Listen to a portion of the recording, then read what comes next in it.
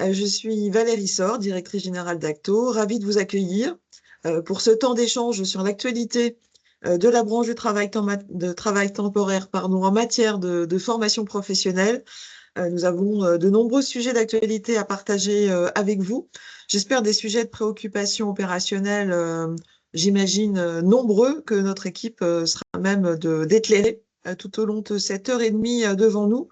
Avant de commencer, je vous propose de vous présenter l'équipe qui interviendra tout au long de ce webinaire. Je vais dans un premier temps passer la parole à Stéphanie Boisera-Faugeroux pour qu'elle se présente, ainsi de son équipe, Sandrine Audin et Nathalie Petit. C'est à toi, Stéphanie. Bonjour à toutes et à tous. Donc, Stéphanie Boisa-Fougeroux, déjà en charge des opérations, et je travaille en collaboration donc avec Sandrine Ledin qui va se présenter et Nathalie Petit qui sont avec nous aujourd'hui. Bonjour. Donc, Sandrine Ledin, directrice gestion formation au sein d'Acto. Bonjour, Nathalie Petit, donc responsable des pôles de gestion POEC, toutes branches et tous les dispositifs spécifiques au travail temporaire. Merci Sandrine, merci Nathalie. Je vous présente également Jean-Marie Glovacki. Bonjour, Jean-Marie Glovacki, directeur du développement et des ingénieries au sein d'Acto. Et puis enfin, notre gestionnaire du temps tout au long de ce webinaire et organisateur de cet événement, Cyril Georges. Bonjour à tous et tous, Cyril Georges, donc déjà en charge du réseau, donc les régions notamment, mais pas que. Merci Cyril. Écoutez, toute cette équipe va de son mieux essayer de répondre aux questions que vous serez susceptibles de nous poser tout au long de ces sujets que nous vous proposons d'aborder ce matin. En premier lieu, nous souhaitons refaire un point d'étape avec vous sur cet événement de la cyberattaque que nous avons subi fin mars et courant avril, qui a effectivement généré une multitude d'impacts pour vous en tant qu'agence, et en particulier l'ouverture tardive, mais la réouverture sans impact financier. Nous allons y revenir avec le portail Mes démarches administratives. Donc, je reviendrai dans quelques secondes et quelques instants avec vous sur ces éléments de contexte. L'objectif, c'est de pouvoir vous rendre compte de là où nous en sommes aujourd'hui en termes de continuité de service, vous indiquer comment nous sommes organisés pour traiter à la fois les flux de gestion qui précédaient la cyberattaque et là où nous en sommes aujourd'hui, les moyens que nous dédions au quotidien au traitement administratif de vos dossiers depuis la réouverture de MDA. On vous propose également une actualité sur les cofinancements. Vous le savez toutes et tous, le contexte budgétaire de l'État a contraint celui-ci à restreindre les subventions et les cofinancements externes susceptibles de nous être octroyés pour qu'à leur tour, nous puissions les rendre disponibles pour les agences. Pour autant, certains sont ouverts aujourd'hui et il est important qu'on fasse un point avec vous sur les ressources disponibles et les processus administratifs, sachant que pour certains, ils évoluent. Donc, ce sera l'occasion de revenir avec vous sur ce sujet. On abordera enfin sur les points 3 et 4 le nouveau calendrier qui s'est stabilisé concernant la convergence des systèmes d'information au sein d'Acto, dédiés au travail temporaire. Vous le savez très probablement, lors des dernières années, lors de notre création, nous avons progressivement embarqué nos branches professionnelles vers un système de gestion unifié, le commerce de gros, les branches de la propreté, de la prévention sécurité, l'ensemble des branches qui précédaient dans l'ex-réseau interprofessionnel Opcalia, et c'est désormais la dernière étape avec la branche du travail temporaire. Alors un enjeu bien sûr clé pour vous compte tenu des enjeux de la formation dans vos modèles économiques, clé aussi parce que vous aviez jusqu'alors au travers des outils ex-FAFTT, des outils sur mesure, des processus administratifs très spécifiques au travail temporaire. Ce sera l'occasion de vous dire comment nous allons cadencer ce calendrier qui a été modifié du fait de la cyberattaque et vous dire comment, sur tous ces sujets, nous souhaitons pouvoir vous accompagner à partir de septembre. Donc voilà les 4 principaux points qu'on vous propose d'aborder aujourd'hui. Et sans attendre, donc je reviens sur le premier point, le sujet de l'impact de la cyberattaque que nous avons donc subie au printemps. Celle-ci, donc le 22 mars, on n'oublie pas cette date. En plein week-end, effectivement, nous avons été atteints par une attaque du type ransomware. Donc, quelques mots sur ce contexte. Les hackers sont entrés dans nos systèmes d'information, ont crypté nos serveurs, ont atteint certaines parties de notre système d'information qui étaient moins protégées que le reste. Et en l'occurrence, comme nous n'avions pas encore fusionné l'écosystème ici du travail temporaire, et bien de fait, il a été plus fragilisé et impacté que le reste de notre organisation ici. En d'autres termes, il nous a fallu 1 mois pour rétablir les services de l'ensemble de notre infrastructure fusionnée, et il nous en a fallu 2 pour pouvoir remettre à jour, récupérer d'une part les données que nous avions perdues sur 1 semaine vis-à-vis de certains groupes, et puis ensuite réinstaller à la fois notre gestion dématérialisée, et puis ensuite, enfin, le portail MDA. Donc, il y a eu d'une part, pour les agences, l'interruption des activités avec effectivement une indisponibilité totale des services informatiques. Les principaux outils métiers, j'y revenais à l'instant, notre back-office, donc notre système de gestion à la GED, et puis le portail qui ont été suspendus. Et puis enfin, une perte de données de 7 jours, en fait les 7 jours qui précédaient l'attaque, puisque nous avons bien sûr des sauvegardes, mais les 7 jours précédents n'ont pas pu être sauvegardés. Donc il a fallu, avec l'ensemble de nos équipes dédiées sur cette opération de ce qu'on appelle une remédiation, revenir vers les entreprises concernées et restaurer ces données en historique. Ce que je voulais préalablement, avant de revenir sur la réouverture de nos solutions, partager avec vous, d'une part, c'est qu'à notre connaissance et tout au long des investigations qui pour certaines se poursuivent encore aujourd'hui, nous n'avons pas de crainte sérieuse étayée sur le fait que certaines données personnelles des stagiaires intérimaires ou permanents aient pu être extraites de nos systèmes pour votre branche professionnelle. C'est un risque que nous sommes en train de mesurer et d'étayer pour une autre branche parmi nos 27 et celle du commerce de gros, mais a priori, et nous poursuivons une fois de plus ces vérifications, nous n'avons pas aujourd'hui d'inquiétude majeure en la matière, sinon nous serions bien entendu tournés vers les entreprises et les agences concernées. D'autre part, nous n'avons pas perdu 1 euro. Nous n'avons évidemment pas payé la rançon qui était exigée malgré une pression énorme qui a été mise sur les salariés d'Acto, puisque certains ont vu leurs données personnelles extraites, et donc c'est vers ces salariés de l'entreprise Acto que le chantage a été au final, alors pas à titre personnel, mais au nom de l'entreprise, a été le plus fort et délicat à gérer.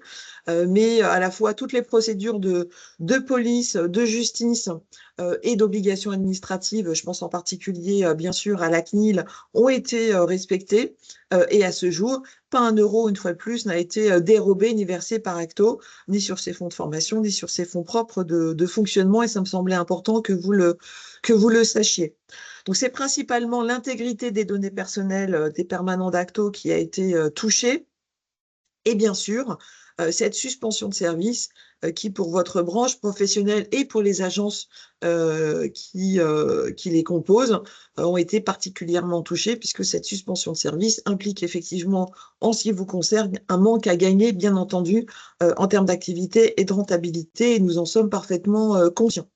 Raison pour laquelle, et je vais passer la parole à Sandrine Audin dans quelques instants, raison pour laquelle nous avons tenté de remédier le plus vite possible par touche, même de façon partielle, pour que des flux de gestion, des flux d'engagement et surtout des flux de paiement puissent se poursuivre, même si ça n'a pas été sur l'intégralité du périmètre. Et je pense en particulier à ces flux périphériques et transitoires que nous avons mis en place et sur lesquels nous allons revenir tout de suite. Je vous passe la parole, Sandrine, sur le séquencement des étapes par lesquelles nous sommes passés. Merci Valérie. Donc oui, à la suite de la cyberattaque de fin mars, les outils ont été entièrement bloqués. Fin avril, n'ayant toujours pas d'outils de gestion pour reprendre l'activité, on a mis en place quelques gestions alternatives, des procédures qui ont permis de débloquer quelques situations telles que les DRF pour les CXPI vous permettent de continuer à engager vos contrats. Fin mai, on a récupéré donc l'outil de gestion Philae, qui est l'outil interne qui nous permet de gérer les dossiers. Par contre, la première étape, c'était on a récupéré cet outil, mais sans l'accès à la GED. Donc, on n'avait pas du tout accès à vos documents. On a donc profité de cette période pour essayer de reprendre toutes les activités possibles sans la GED. C'est-à-dire réintégration de certains processus transitoires, reprise des EDI en mode un petit peu dégradé parce qu'il a fallu mettre une solution donc temporaire pour pouvoir continuer à recevoir et envoyer les réponses des EDI. Et le 4 juin, on a pu récupérer donc l'accès à la GED. À ce moment-là, on a pu reprendre l'activité au niveau de notre outil de gestion avec l'accès aux pièces déposées, notamment avant la cyberattaque, puisque nous avions un stock de dossiers qui n'était pas traité, qu'il a fallu donc tout de suite reprendre en main. La petite précision aussi, c'est que dès qu'on a récupéré notre outil de gestion, une des premières tâches qu'on a faites, ça a été de réenclencher les règlements qui avaient été donc traités par les services, mais qui n'avaient pas pu faire l'objet d'un règlement du fait de la cyberattaque. Donc, une des premières actions a été d'enclencher ces règlements pour que les entreprises puissent justement recevoir ce qui était déjà bon à payer. Il n'y avait pas besoin de nécessité de réaccéder aux documents. Le 10 juin, donc la réouverture du portail MDA vous a redonné l'accès à votre outil vous permettant de déposer vos demandes de prise en charge et vos facturations et assurer ainsi vos suivis de dossier. Donc, on s'est retrouvé donc avec 3 situations qu'on va vous détailler sur lesquelles on a mis des plans d'action avec pour essayer de répondre au mieux et surtout éviter de courir après les délais entre les anciens stocks, les procédures transitoires qu'il a fallu gérer et le nouveau stock à la réouverture du portail. Donc, notre objectif de ces plans d'action, comme je vous le disais, c'était vraiment de réduire les délais de traitement et d'essayer de ne surtout pas devoir courir après les délais.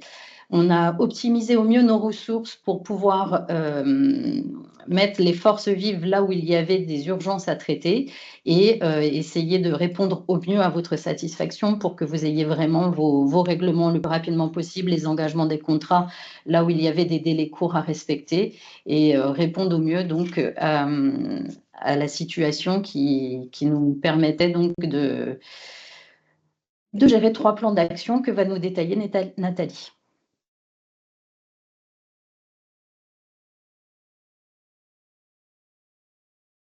Alors, le premier plan d'action que nous avions mis en place, en tout cas via des processus transitoires pendant l'absence de nos outils, le premier concernait les contrats de professionnalisation. Donc, les contrats de professionnalisation, nous avons donné la possibilité en fait de déposer les CERFA via votre espace entreprise et principalement via Pulse.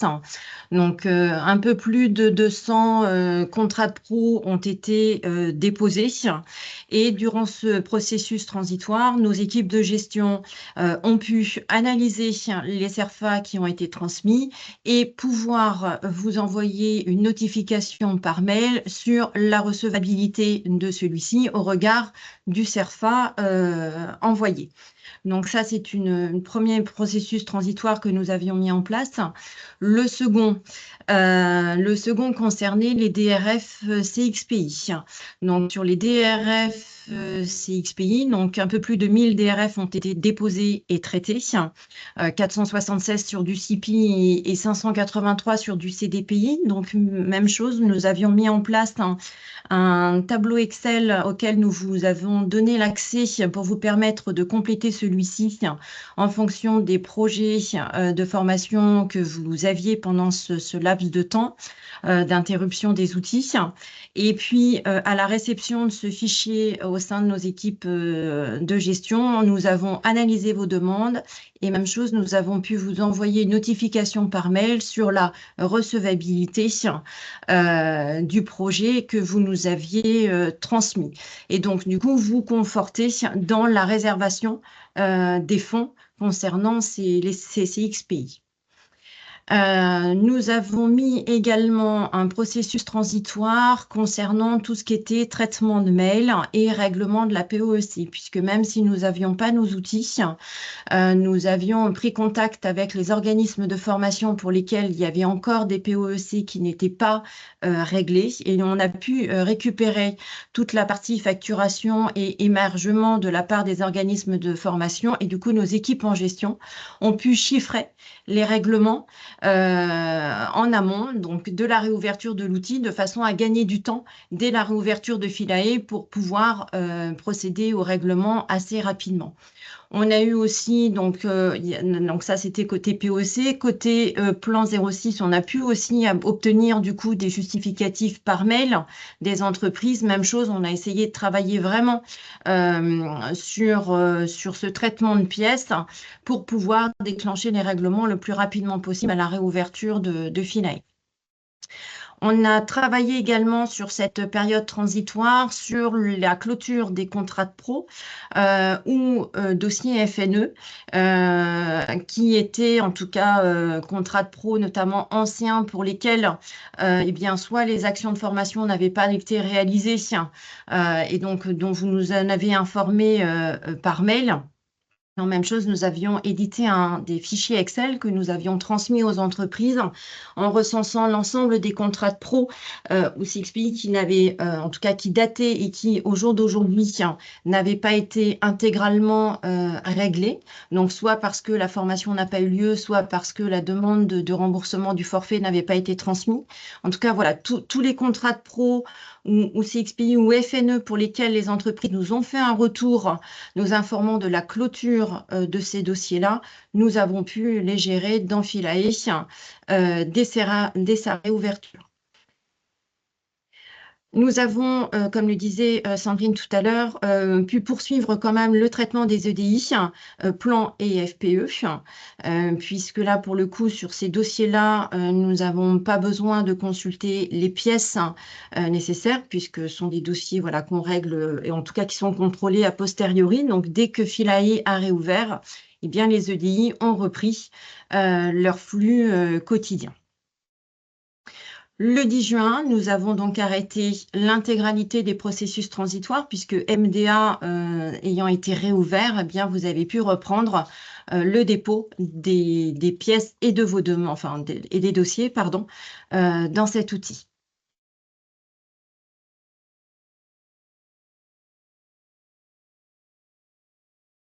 Alors, un petit point sur le plan d'action, donc sur le stock avant la cyberattaque. Encore une fois, comme le disait Sandrine tout à l'heure, bien sûr, avant la cyberattaque, nous avions un stock de dossiers que nous avons évidemment assez conséquent, que nous n'avions pas complètement traité. Donc, à la réouverture d'MDA et de la GED, donc, comme je vous disais à l'instant, traitement des EDI qui ont été repris. Donc aujourd'hui, nous sommes voilà, à jour. Les flux des EDI sont traités dans le quotidien. Sur les règlements de la POEC, eh bien, dès le 4 juin, du coup, nous avons pu régler tout ce que nous avions essayé, enfin tout ce que nous avions travaillé pendant la cyber. Donc dès la réouverture de Philae, les POEC ont été réglés, donc le stock est à jour. Aujourd'hui, sur ce qui nous reste de l'ancien stock, donc tout dossier arrivé avant la cyber, il nous reste principalement des engagements CXPI à faire. La fin de ces derniers engagements est prévue aujourd'hui, normalement. Voilà, il nous en restait encore quelques-uns hier, donc voilà, les engagements des contrats, je dis c'est contrats, c'est pas des RF, donc engagement des contrats sera terminé aujourd'hui. Et il nous reste un stock aussi sur des CXPI qui sont liés à un Coffee Peak, où là, on prévoit plutôt une fin au 31 juillet. Donc, pour vous rassurer, la totalité des CXPI qui n'étaient pas voilà, complets ou conformes ont été relancés en mars, en juin. Donc, ça représentait un petit peu plus de 700 contrats. Aujourd'hui, il nous reste 85 CXPI à traiter qui ont été réceptionnés, donc cofinancés PIC, qui ont été réceptionnés avant le 10 juin. Et 250 à peu près pièces qui a été du coup déposées par votre part suite à nos relances qui sont arrivées après le 10 juin. Donc voilà, il nous reste à peu près un petit peu plus de 300 CXPI, Cofipic à régler sur cet ancien stock. C'est tout ce qui nous reste. Le reste de cet ancien stock a complètement été traité, ce qui veut dire qu'aujourd'hui, nous sommes sur des règlements de dossiers qui sont arrivés après le 10 juin. Donc, voilà, à la réouverture d'MDA le 10 juin, donc fin des processus transitoires, on l'a évoqué juste avant, avec la réintégration, bien sûr, de toutes les pièces traitées pendant la période d'interruption. Donc, toutes les pièces ont été réintégrées le 10 juin. Et puis, les contrats de pro, donc fin du traitement processus transitoire aussi, et tous ont été saisis par la gestion d'Enfilae, ce qui représente à peu près 245 contrats. Et tout ça, ça a été engagé en date du 13 juin. Donc, voilà, l'objectif, c'était pas de vous redemander de ressaisir les contrats de pro dans MDA. Donc, la gestion a pris cette activité-là. Et donc, vous avez reçu la notification d'accord, normalement, pour les contrats de pro qui provenaient de Philae directement. Petite précision, alors on est plutôt sur les CXPI, même chose que l'on a repris, l'intégralité des CXPI dans le cadre du process transitoire, les DRF, ont été réincrémentés dans Philae il y a maintenant une dizaine de jours. Et donc, vous avez normalement réceptionné tous les courriers d'accord officiels des DRF CXPI entre, du coup, jeudi et vendredi dernier. Donc, normalement, ce stock prévu, là, cet ancien stock est prévu voilà, courant juillet. Comme je disais, il ne reste vraiment que 2 dispositifs sur lesquels on est encore en train de travailler aujourd'hui.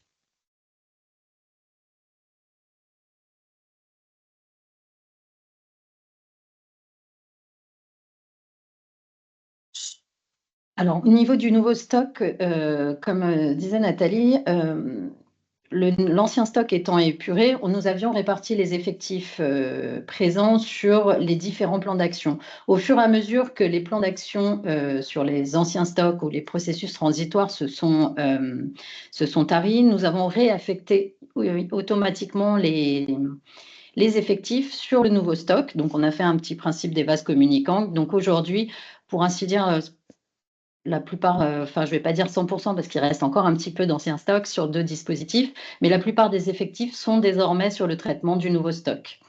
Donc, les EDI ont repris très rapidement et sont traités au fil de l'eau. Et nous avions mis des priorités en concertation, notamment avec le FPE, pour bien traiter tout ce qu'il fallait sur les urgences avec des impératifs de date tels que les DRF CXPI, les engagements CXPI et CPRO, où il y a des impératifs de date assez forts, et notamment le paiement des soldes de dossiers d'EPIC. En parallèle de ça, nous avons mis un pilotage de l'activité avec un suivi quotidien pour mettre toujours les effectifs, les forces vives en face des flux qui nécessitaient des actions. Voilà, donc c'est un pilotage au quotidien qui, je pense, a porté ses fruits puisqu'on a pu résorber rapidement les anciens stocks, finir les processus transitoires et attaquer considérablement l'activité sur le nouveau stock. En parallèle de ça, nous avons également mis 3 samedis travaillés. Donc, les équipes se sont mobilisées sur la base du volontariat pour venir travailler sur 3 samedis pour traiter uniquement des dossiers ou du règlement pour diminuer significativement les stocks. Ça a vraiment eu un impact important. Je pense, Nathalie, tu peux le confirmer. Les équipes étaient très investies pour mettre à jour les stocks et diminuer ces délais. Oui, tout à fait. Et en parallèle de ça, on a également fait monter en compétence des collaborateurs pour permettre une meilleure polyvalence entre les dispositifs et, comme on le disait tout à l'heure, mettre les forces vives vraiment en face des flux. Nous avons également 4 CD de renfort qui sont rentrés en formation depuis le 1er juillet pour pérenniser tous les efforts qui ont été faits durant cette phase de reprise.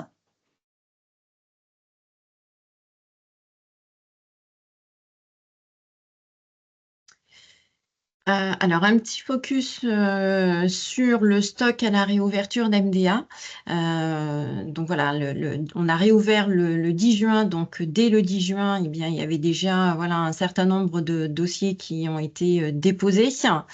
Et là, aujourd'hui, en tout cas aujourd'hui, au stock du 30 juin, eh bien, nous avions 18 161 dossiers en stock. Donc voilà, on sait très bien qu'au fil de l'eau, maintenant que les outils ont repris, vous allez bien sûr déposer vos demandes que vous n'avez pas pu déposer durant notre interruption.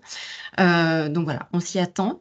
Mais voilà, en tout cas, tous nos effectifs, vraiment, comme on l'a évoqué juste à l'instant, là maintenant, plus de 80% des effectifs sont sur le traitement de ce nouveau stock. Donc voilà, on essaye vraiment de reprendre voilà, une activité voilà, assez, en tout cas, efficace pour que vous puissiez avoir rapidement des règlements, puisque nous sommes conscients que 2 mois et demi sans paiement, voilà, c'est difficile et ça a un impact pour l'ensemble des entreprises. Donc voilà, vraiment, nos équipes sont mobilisées aujourd'hui pour pouvoir récupérer un maximum l'activité et réduire autant que nous le pouvons les délais de traitement.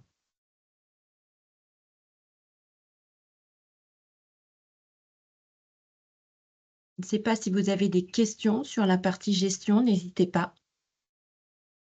Avant de passer en effet au sujet des cofinancements,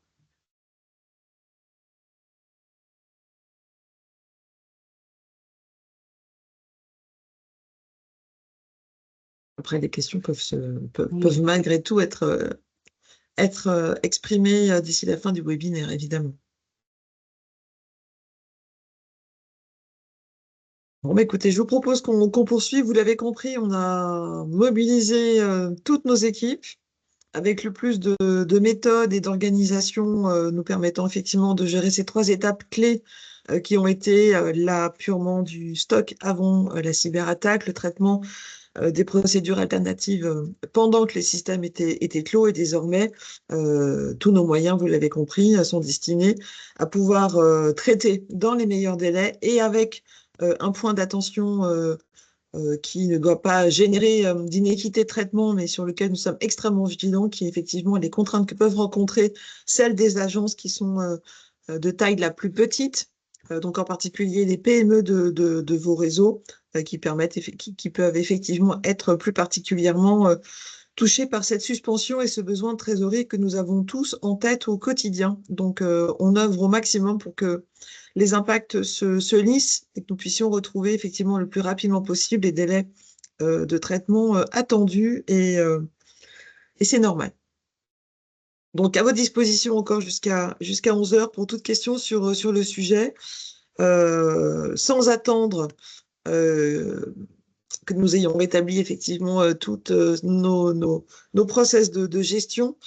Pour autant, on a ces opportunités, je l'évoquais tout à l'heure en introduction, de cofinancement externe mobilisé, tel pour les stagiaires, tel pour les demandeurs d'emploi, au titre des cofinancements externes. Donc, je laisse la parole à Jean-Marie Glowacki pour faire un état de situation à la fois des enveloppes et des processus associés. Merci Valérie. Eh bien oui, alors sur le sujet des cofinancements publics, alors vous êtes la principale branche utilisatrice de l'ensemble des cofinancements, et vous en avez certains qui vous sont quasiment dédiés, notamment sur le PICE, mais j'y reviendrai. Et donc je vous propose qu'on partage le sujet de la PO collective, parce que historiquement et depuis plus d'une dizaine d'années, vous utilisez massivement la PO collective par notre intermédiaire pour former vos futurs intérimaires sur les métiers. On a eu un certain nombre d'incertitudes et d'interrogations sur le fait que le dispositif continue à être financé cette année, ce qui nous a été confirmé relativement tardivement, mais qu'il l'a été. Et le sujet de la POE collective, c'est pour ça qu'on propose de prendre un temps ensemble ce matin, donc connaît des modifications dans son usage et dans la façon dont vous allez être amené à pouvoir en bénéficier à compter de la rentrée de septembre. Parce que, donc, de fait de notre statut d'OPCO, l'ensemble de nos achats doivent relever désormais de la commande publique. Et donc, nous nous sommes attelés depuis le début de l'année dernière, notamment avec les représentants de la branche du travail temporaire, à faire en sorte de basculer du schéma qui était le vôtre jusqu'à présent, où, en tant que TT, vous nous meniez un projet de PO collective, un prestataire de formation associé, et nous, on assurait la démarche administrative, le financement. Et notamment, vous étiez potentiellement, en fonction des cas, parce qu'il y avait des plafonnements par la branche, d'avoir un reste à charge avec un conventionnement ad hoc avec les OF. Là, on est dans une démarche qui change de façon importante, et notamment pour vous, ETT, dans la pratique. C'est-à-dire que dans le cadre de la mise en conformité à la commande publique, avec la branche, donc on a basculé sur un système de marché public et avec un schéma qui vise aussi à restreindre ou à réduire et à prioriser les marchés et les formations accessibles en PO collective. Alors, pour plusieurs raisons. Déjà, une raison budgétaire, hein, parce que les services, en tout cas de l'État, ont réduit de façon très significative le budget de financement de la PO collective. Et donc, il fallait que les marchés aussi soient adaptés à notre capacité de financement. Et d'autres, l'idée était de faire aussi levier dans un contexte où la POI a pris beaucoup plus d'ampleur. Hein. Vous êtes aussi des utilisateurs fréquents via France Compétences, France Travail, pardon, de la POI. Et donc, on est dans un schéma, donc on va passer sur la slide, peut-être les 2 slides suivantes, directement arriver sur la démarche de marché, à avoir une approche où Acto et l'opérateur qui achète intégralement et directement les prestations de formation auprès d'organismes de formation qui ont été retenus par le marché. Cette démarche, en tout cas de notification des marchés, va aboutir à la fin du mois de juillet, ce qui vous permettra, en tout cas, d'avoir de la visibilité très rapidement d'ici début septembre à l'ensemble des lots, des métiers et des marchés qui sont éligibles et accessibles via l'APO collective. Et donc, on est avec la branche, donc je l'évoquais, hein, depuis l'année dernière, on a travaillé à passer de 86 métiers potentiellement éligibles à l'APO collective, avec quelques entrées par an jusqu'à plusieurs milliers sur notamment les métiers du transport et de la logistique, avec un exercice où la branche a souhaité concentrer son effort sur 10 métiers accessibles au travers d'une offre de marché disponible sur l'ensemble du territoire, en hexagone et dans les Outre-mer. Donc cette démarche a donné lieu à l'identification de secteurs, et on y reviendra juste après, de secteurs et de métiers qui se répartissent sur les métiers pénuriques et les plus utilisés par vos branches en termes de délégation d'intérimaires au travers du transport, de la logistique, de certains métiers du BTP et de l'industrie. Et donc cet exercice change l'approche parce que désormais, vous serez amené à être interrogé par nos équipes territoriales sur vos besoins de recrutement et de formation, soit dans le cadre de spots qui sont co-organisés avec les équipes du FPETT, soit dans le cadre de vos relations en direct avec vos conseillers Acto, pour identifier sur un bassin d'emploi donné par rapport aux métiers qui sont identifiés, la capacité à lancer une session, soit une session on est en individuel mono ETT, soit en inter-entreprise.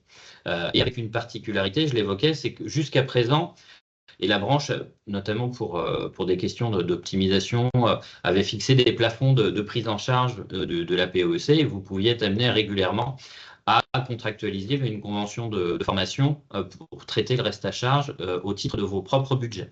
Là, on va être désormais sur une approche où les organismes de formation qui ont été retenus par Acto ont proposé en tout cas des tarifs qui seront intégralement pris en charge au titre des financements qu'on gère donc sur le PIC hein, pour la PO collective, et vous n'aurez pas en tout cas à avoir cette contractualisation autonome. Donc on est dans une démarche où on recueille vos besoins de formation, vous allez identifier sur les territoires l'offre qu'on met à disposition, et donc on sera en lien avec, comme d'habitude, avec les équipes de France Travail en territoire pour faire valider ces sessions et préparer les démarrages.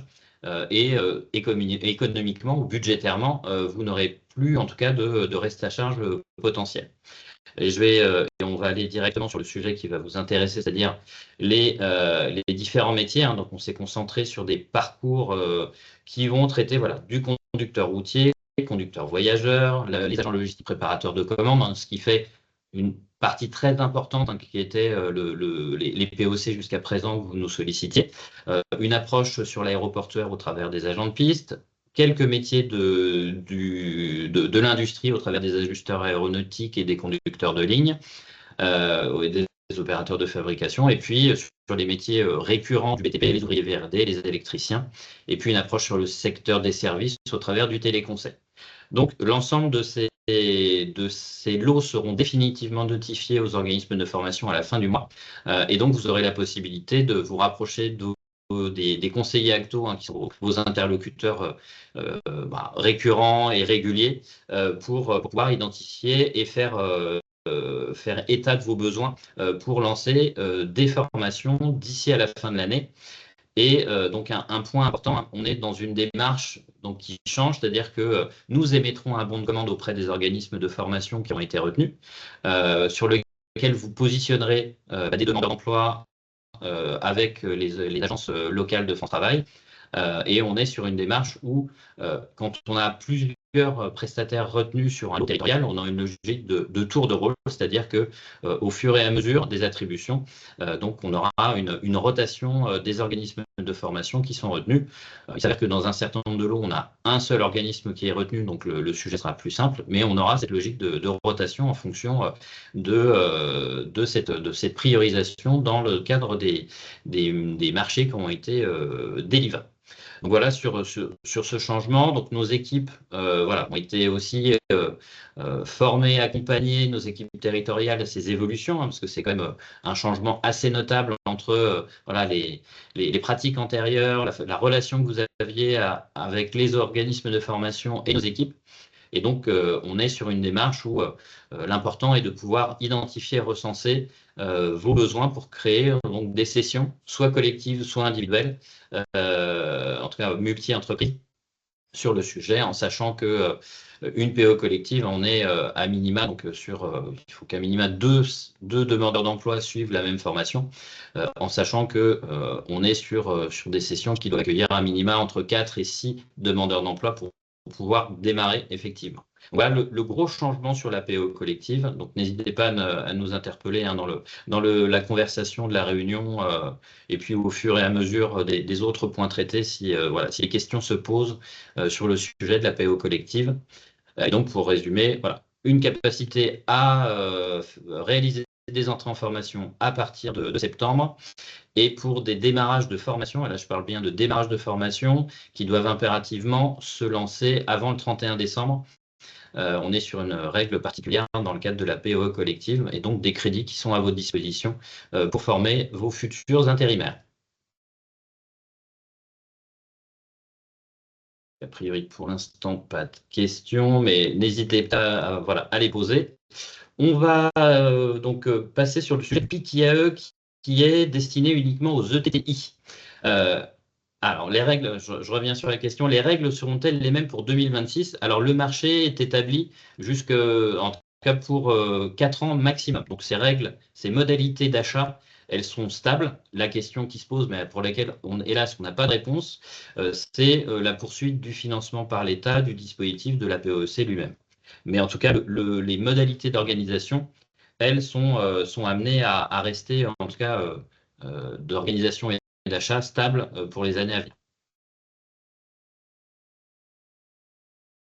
Alors, on a donc une question sur le sujet, donc notre centre de formation, comment le centre de formation doit faire pour être centre de formation référent pour les POEC? Alors en fait, les marchés POE collectifs ont été publiés l'année dernière, et donc les marchés en eux-mêmes sont définitifs. Les organismes de formation retenus vont l'être dans les prochains jours.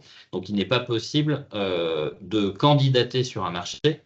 Malgré tout, la sous-traitance est possible, et donc les organismes de formation qui ont été retenus dans les marchés ont la possibilité de faire appel à des organismes sous-traitants pour mettre en œuvre ces actions de formation. Alors, je vous propose de glisser sur le sujet de la PO, du PIC-IAE. même si on a encore des questions sur la POC. Oui, vous pouvez dès à présent vous adresser par rapport au recensement des besoins. Nos équipes sont là, sont informées, sont au clair sur l'organisation. Donc, n'hésitez pas à les contacter dès à présent pour avoir ces premiers retours sur les besoins, en sachant que donc vous aurez à disposition donc le support d'animation qui vous est présenté, notamment par rapport à la liste des métiers ouverts. Donc sur le PIC-IAE 2024, très rapidement, parce que le sujet, et Nathalie Petit l'a présenté très bien tout à l'heure, l'enjeu, c'est de boucler le règlement des dossiers pour lesquels vous avez été amené déjà à déposer vos contrats, pour lesquels un certain nombre de contrats ont fait l'objet de demandes de pièces complémentaires et pour lesquels on a une contrainte fixée par l'État pour régler les dossiers d'ici à la fin du mois de juillet. Et donc, on ne peut que vous inciter ETTI à déposer vos contrats, vos pièces complémentaires, vos dossiers d'ici à la fin du mois de juillet, parce que après, on aura une contrainte pour le versement de la subvention dans le cadre de la convention qui nous lie au service de l'État. Donc voilà, merci par avance en tout cas voilà, d'être réactif aux sollicitations de nos collègues de la gestion pour boucler le règlement de vos dossiers. Sur le PIC-IAE 2025, alors après un certain nombre d'atermoiements et d'attentes de la confirmation des crédits affectés par les services de l'État qui nous ont été confirmés au mois d'avril, donc les enveloppes sont ouvertes. Hélas, elles sont presque en baisse de 20% par rapport au fond de l'année dernière. Vous êtes déjà très nombreux, ETTI, à nous solliciter, à avoir déposé des projets. Et donc, on vous incite dans ce cadre-là à vous faire connaître rapidement de nos collègues équipes de conseil en région pour faire part de vos besoins de formation et de financement, parce qu'au gré et au regard de la consommation actuelle dans l'enveloppe PIC-IAE, nous ne serons pas en mesure d'assurer le financement, le cofinancement de tous les projets des ETTI d'ici à la fin de l'année.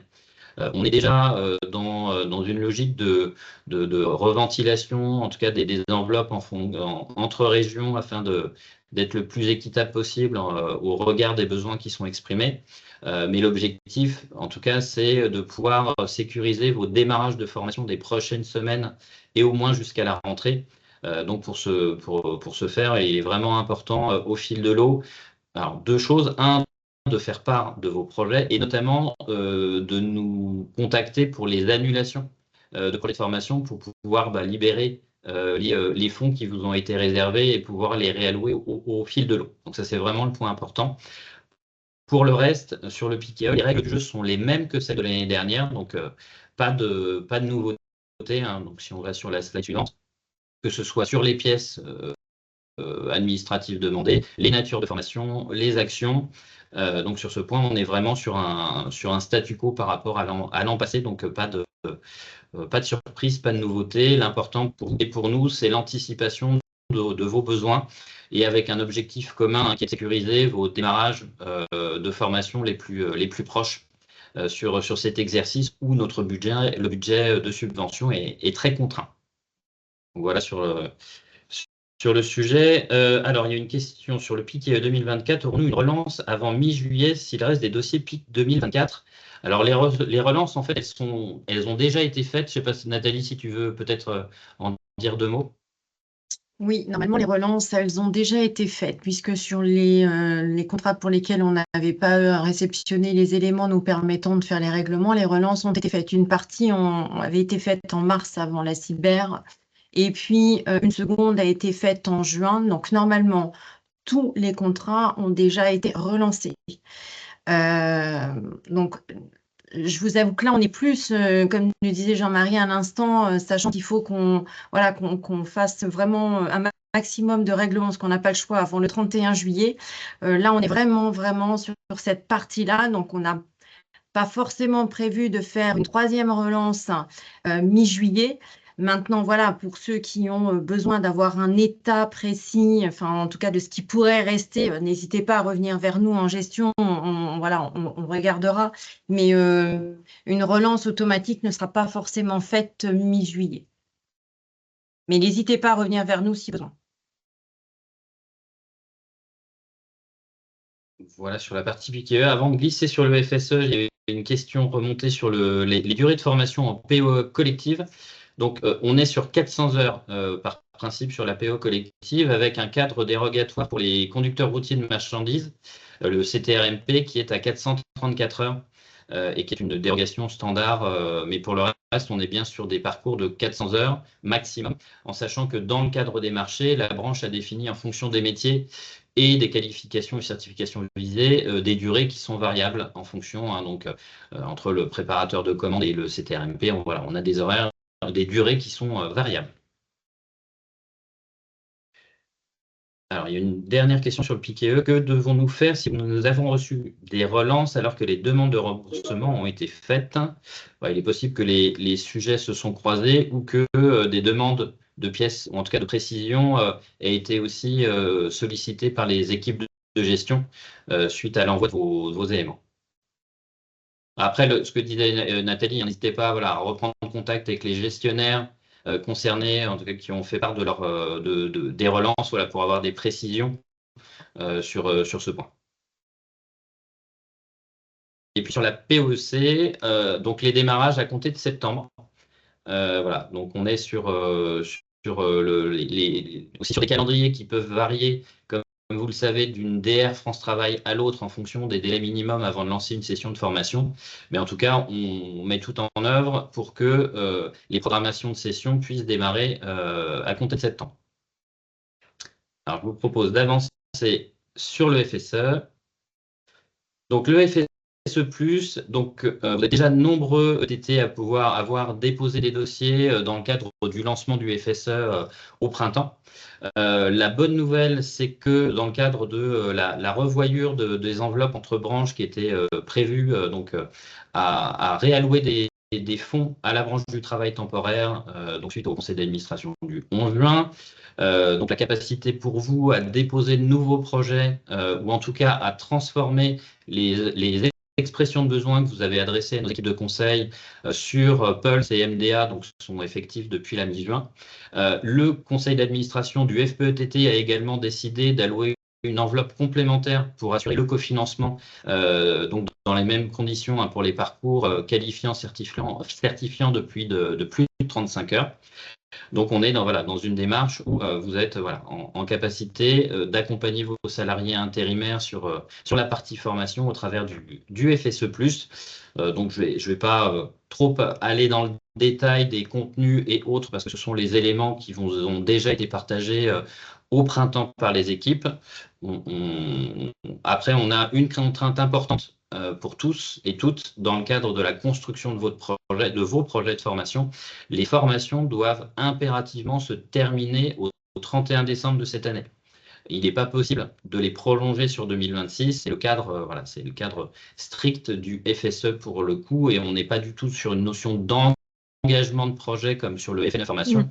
Les actions doivent vraiment se terminer au plus tard cette année, et donc il est important dans la façon de pouvoir anticiper, cadencer, que ce soit les durées ou l'organisation, d'intégrer le fait qu'elles doivent impérativement se réaliser avant la fin de l'année, ces formations, pour qu'elles puissent être prises en compte et pour bénéficier du financement du FSE. Il y a deux questions, Oui. Jean-Marie. La première, ça nous ramène à la POC. Est-ce que vous pourriez rappeler à tous la date de démarrage des premières sessions?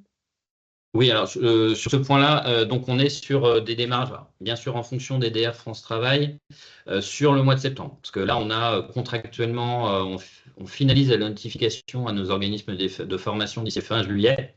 Donc par rapport à une question précédente, n'hésitez pas à vous faire connaître, en tout cas faire remonter vos besoins sur les typologies de formation dès maintenant.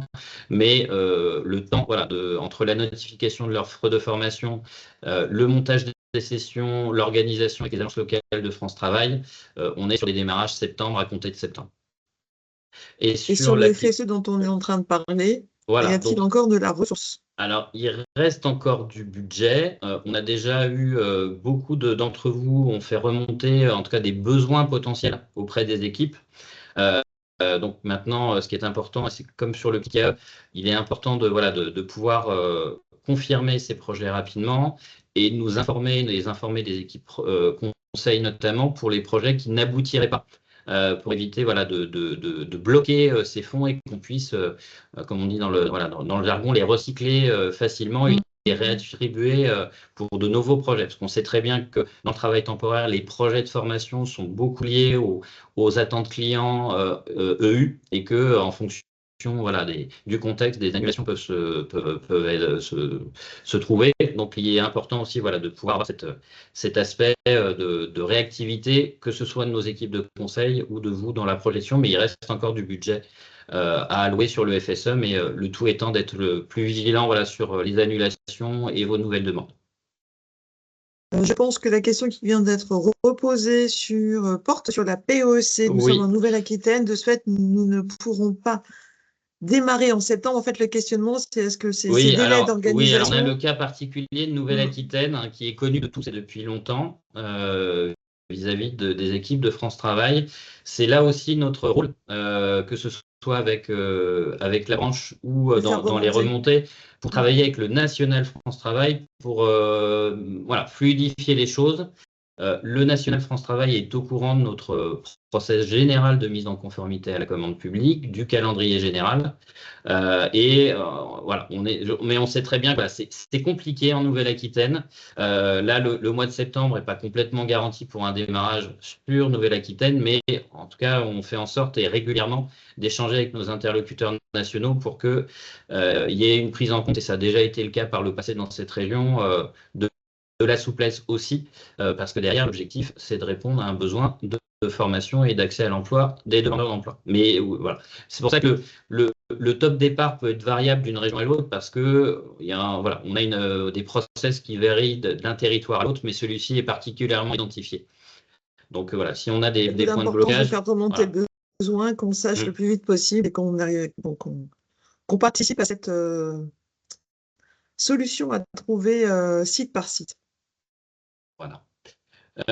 Et donc, voilà, rappeler rapidement que le FSE+ est accessible dans l'Hexagone et les Outre-mer, à l'exception de Saint-Barthélemy et de Saint-Pierre-et-Miquelon, mais pour des conditions liées à la nature de la collectivité territoriale par rapport à l'accès au FSE, accessible à tous les salariés, toutes les entreprises.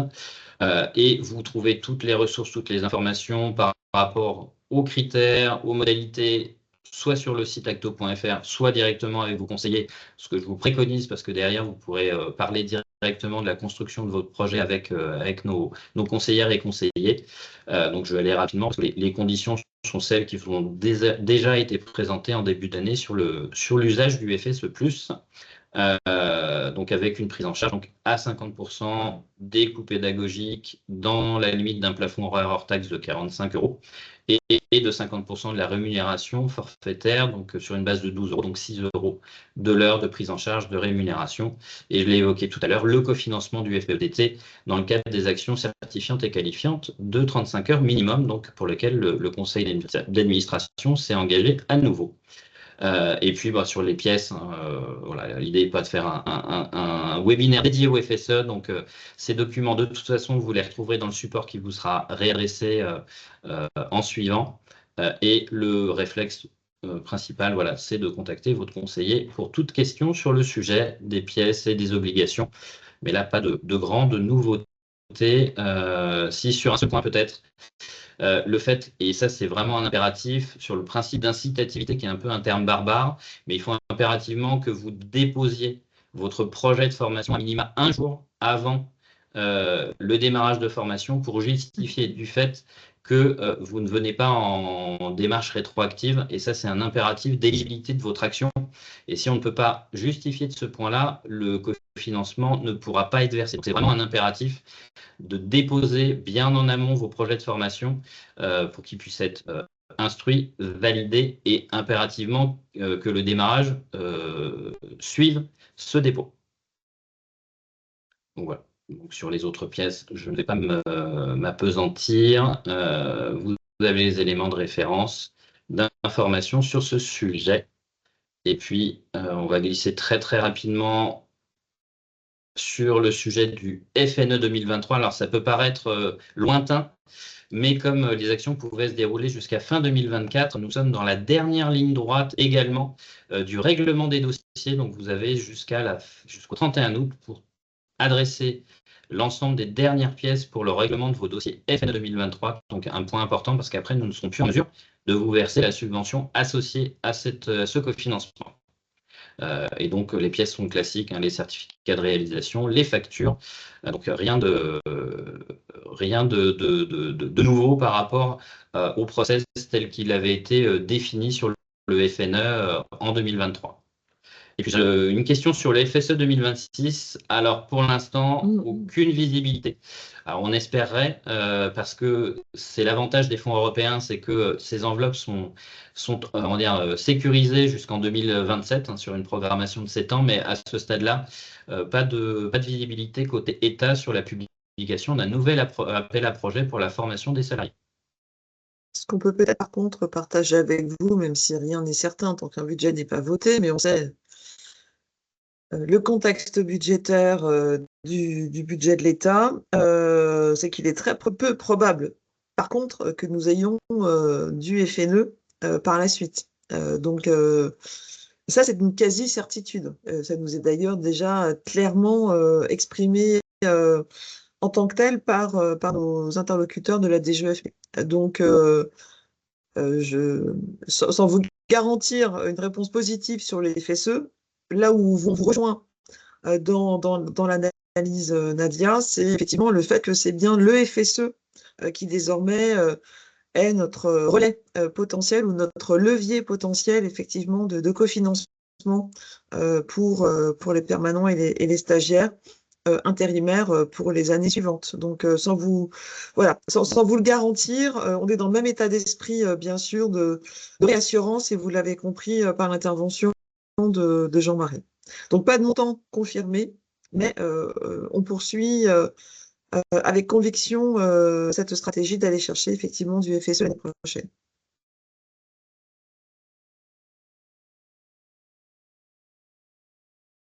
On arrive à notre sujet de collecte et de système d'information. Je voulais m'assurer que vous n'avez pas d'autres questions en suspens sur l'ensemble des points qui viennent d'être évoqués à l'instant. Vous dire, la question n'a pas encore été posée, mais probablement qu'elle arriverait, que nous vous mettrons à disposition le support peu après la clôture du webinaire. Donc, s'il y a des points particuliers, on est passé très vite sur les slides, que vous souhaiteriez réassurer, ce sont des éléments qu'on mettra très rapidement à votre disposition. Et puis le premier réflexe sur les cofinancements, c'est de vous rapprocher de votre conseiller Acto. C'est d'autant plus efficace dans votre accompagnement. Il y a une question qui vous associe, Jean-Marie et Nathalie, sur le traitement du PIC 2025. Nous avons les numéros DRF, mais nous ne pouvons pas faire les demandes de remboursement. Alors ça, il faut que je m'en assure. Parce qu'à partir du moment où votre DRF est engagé, normalement, et que la formation est réalisée, normalement, vous pourriez déposer vos demandes de remboursement. Je vais me rapprocher de l'équipe qui gère MDA pour voir s'il y a un souci sur l'outil ou quoi, et on revient vers vous. Mais normalement, à partir du moment où la DRF est validée, vous devriez pouvoir déposer votre demande de remboursement. Je prends la question et je vois le sujet. Oui, c'est visiblement confirmé par d'autres participants. Donc c'est un point d'alerte. Merci de nous l'avoir fait remonter. On vérifie ça.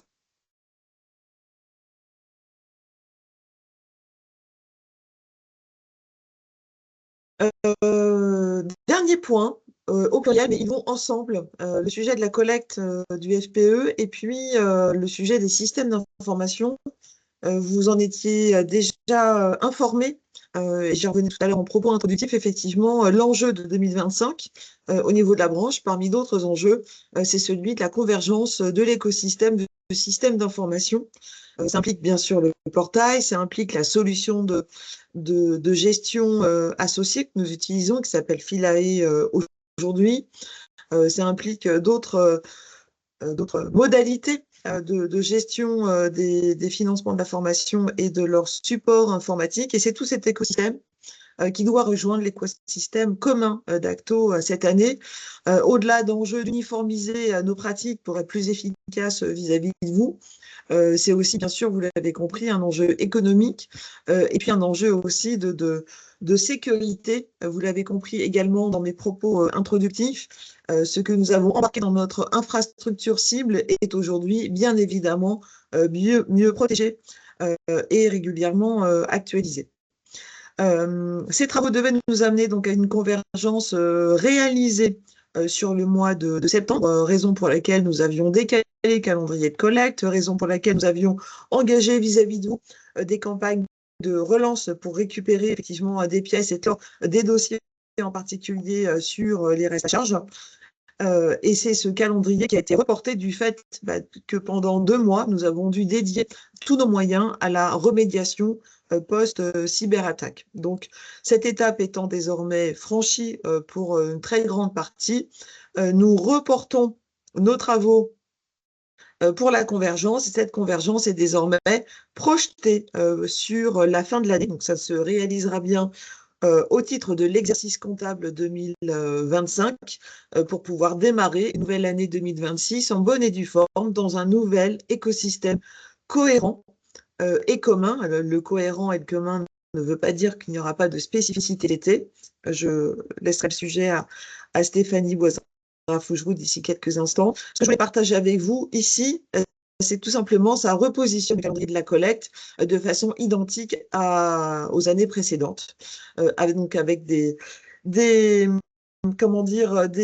versements qui seront donc appelés sur septembre comme d'habitude, que ce soit pour le 03 et le 077. Donc, nous allons de nouveau recommuniquer largement auprès de vous de façon officielle, mais c'était l'occasion de vous le faire savoir. C'est plutôt une bonne nouvelle, on l'imagine, sur les calendriers aussi de trésorerie. Et on revient donc au schéma habituel avec le référent collecte de votre entreprise qui recevra donc un mail d'ici fin août avec toutes les informations classiques nous permettant d'appeler ses contributions au nom et pour le compte du FPE. Donc, je ne reviens pas ici dans le détail, on est sur un processus bien connu qui n'a pas évolué. Ce qu'il est important que vous ayez en tête, c'est ce repositionnement en termes d'échéance. Et je laisse la parole à Stéphanie pour vous en dire plus sur cette convergence informatique et le calendrier qui se déploie. Oui, donc merci Valérie. Donc effectivement, sur la slide suivante, vous allez voir un beau calendrier très détaillé. Le but, ce n'est pas de détailler bien sûr toutes les lignes, mais de rendre visible toutes les actions qui ont été nécessaires au bon développement du nouvel outil. Un nouvel outil, donc filialé en outil unique Acto au niveau de la gestion, mais aussi du portail que vous connaissez actuellement et qui va donc intégrer le portail actuel Acto.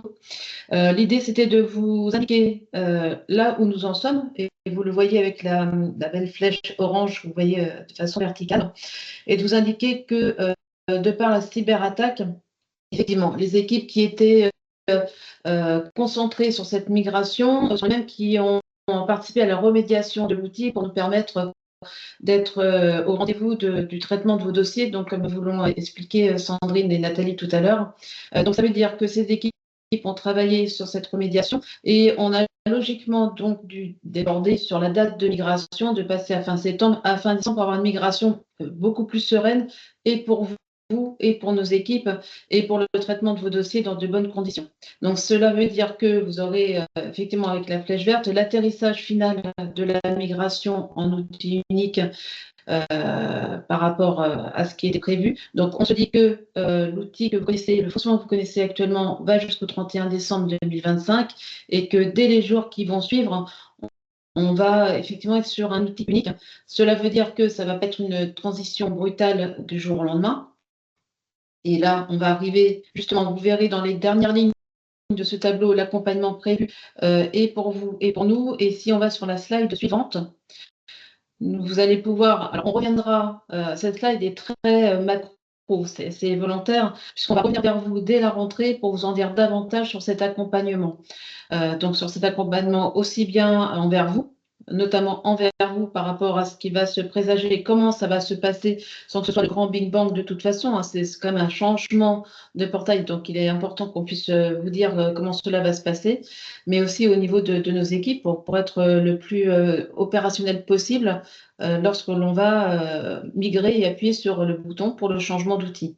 Là, je vais passer la main à Cyril Georges sur l'accompagnement qui est prévu, sachant qu'on aura des webinaires aussi dès la rentrée, dès cet automne avec vous.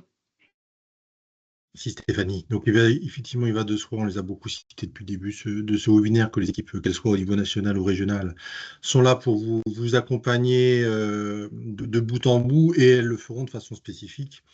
Autour de l'automne, on vous précisera effectivement les dates dès que possible pour vous expliquer véritablement les évolutions des accès au système et faire en sorte que vous soyez de façon le plus autonome possible, en bonne appropriation de ces évolutions, et que vous puissiez, à partir de la première quinzaine de janvier 2026, être en mesure de pouvoir basculer d'un outil que vous connaissez bien à un autre, sachant que certaines entreprises, certaines agences utilisent déjà notre portail actuel pour le dépôt de la gestion de l'apprentissage, par exemple, mais pour certaines, c'est une nouveauté. Donc, des webinaires, des supports, des ressources vous seront communiqués le moment venu pour que vous puissiez mieux comprendre les évolutions, et aussi peut-être, Stéphanie, ce qui reste dans le système entre ce que vous connaissez aujourd'hui et le nouveau. Il y a eu des questions dans les webinaires précédents, donc notamment sur la DRF, par exemple, hein, voilà, pour que vous puissiez véritablement bien comprendre les évolutions. Donc, n'hésitez pas à vous rapprocher des équipes, et elles, de toute façon, feront une démarche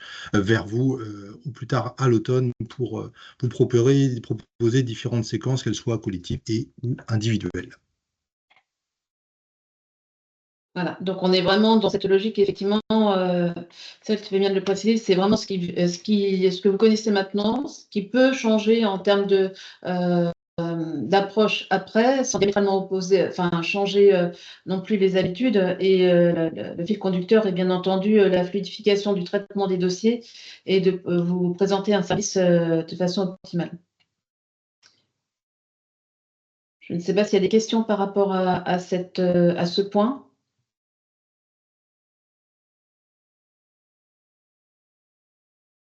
Donc non. Donc je repasse la parole à Valérie pour le mot de la fin. Le mot de la fin ou des questions tardives qui viendraient si il y avait encore utilité, intérêt à vous éclairer un peu mieux sur un des sujets abordés ce matin.